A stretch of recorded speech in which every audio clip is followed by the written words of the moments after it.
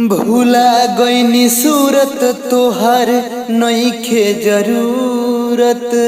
खाके क्रिया कहीं भगवान के। भूला गईनी सूरत तोहर नइखे जरूरत। खाके क्रिया कहीं भगवान के।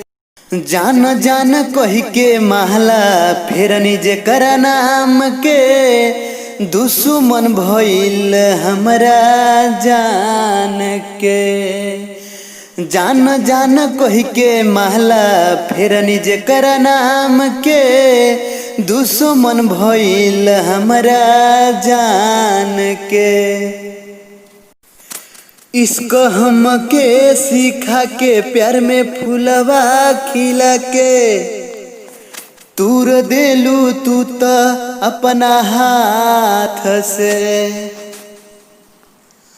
हमारा जिंदगी में आके दिल खेलवना बना के। खेल गईलू खेला हमारा जस बात से। दिल चकना चूर कैलू अखिया से दूर भइलू।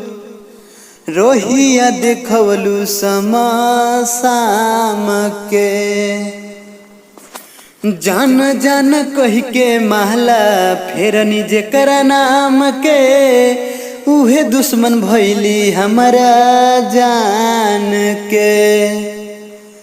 जान जान कही के महला फेरनी जेकर नाम के। दुश्मन भइली हमारा जान के।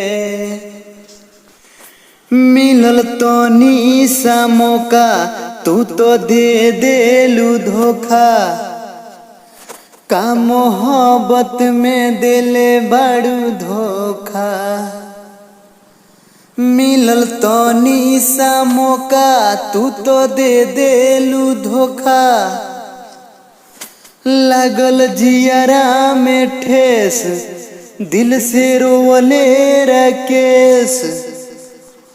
बबलू हमदर्दी के किसने है रोका। जान जान कही के महला फेरनी जेकर नाम के। दुश्मन भइल हमारा जान के। जान जान कही के महला फेरनी जेकर नाम के। दुश्मन भइल हमारा जान के।